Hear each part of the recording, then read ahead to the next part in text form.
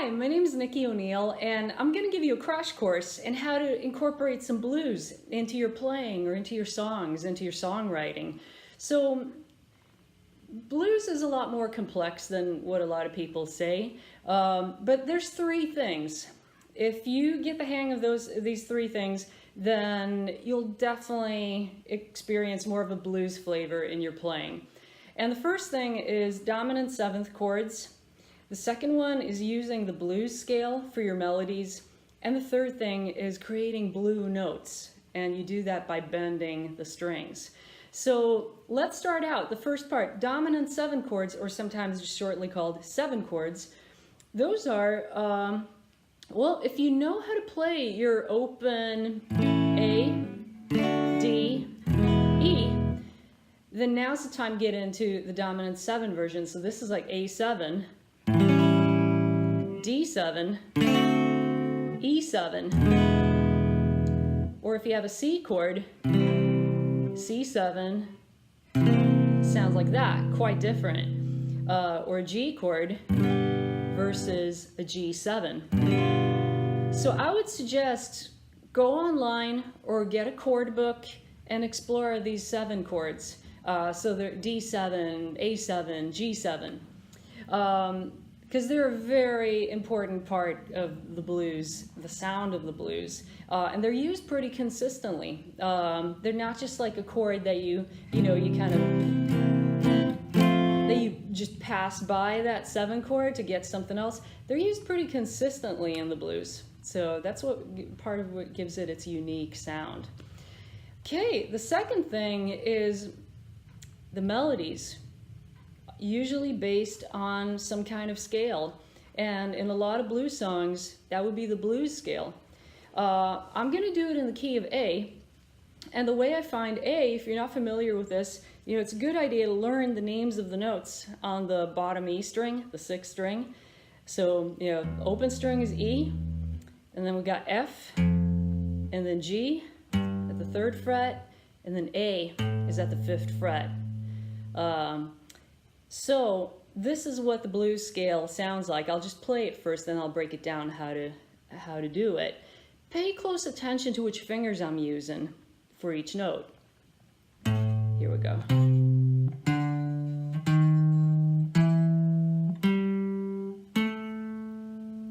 So it's a 6-note scale. It's like 1, 2, 3, 4, 5, 6, and then you come full circle. You play the same note as what you started out with, but it's an octave higher. So I use my index finger on the 5th fret, pinky on the 8th, then change strings, go to index on the 5th, middle finger on the 6th, ring finger on the 7th, change strings, index finger, and then ring finger. Now, if I want to play this scale an octave higher, I'm going to continue. So I'll start here on the D string, 4th string, whatever you choose to call it, at the 7th fret. Got my ring finger here, and here we go.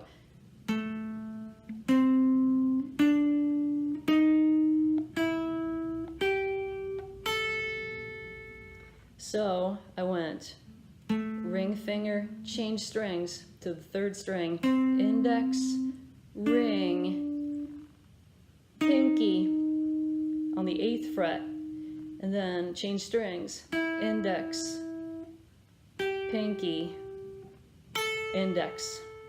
So 2 octaves of the scale would be, and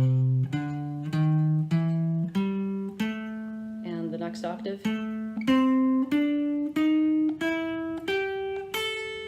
So this is the blues scale in A. A lot of you might be familiar with another scale that's really common in rock and blues that's called minor pentatonic. It's almost the same.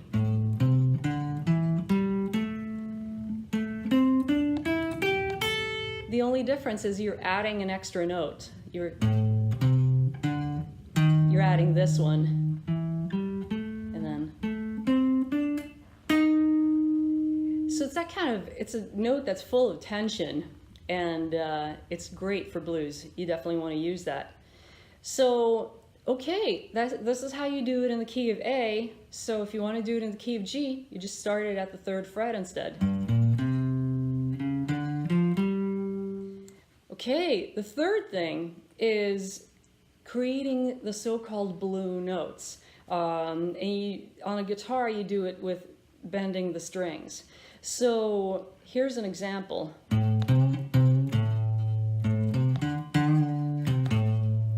So this is used to kind of mimic a singer's voice when they da da da da.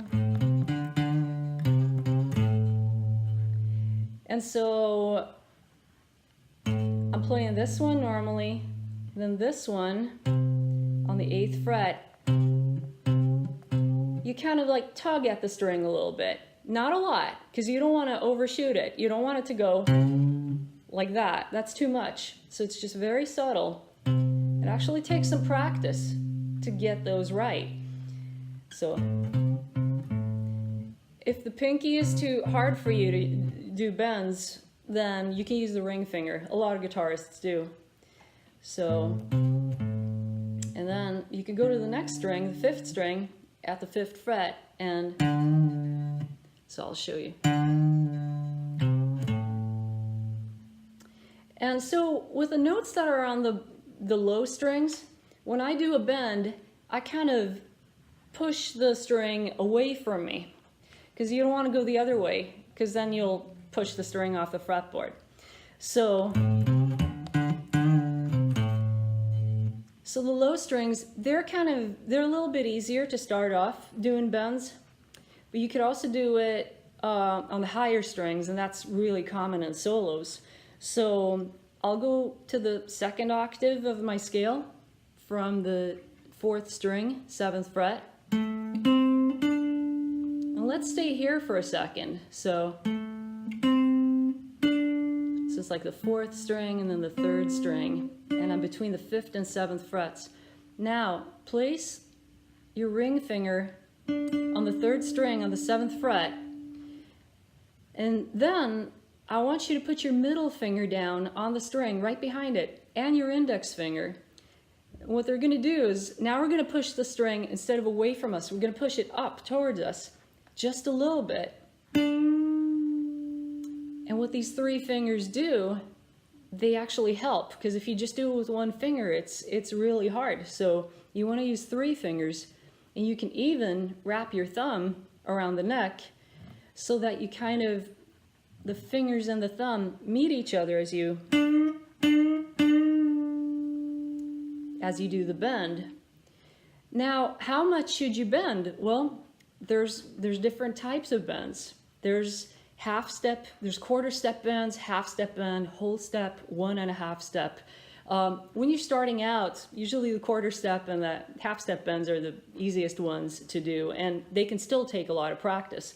So what I'm doing is, so I'm at the 7th fret, and the note that I'm trying to bend to is actually the one that's on the 8th fret. So I'm trying to,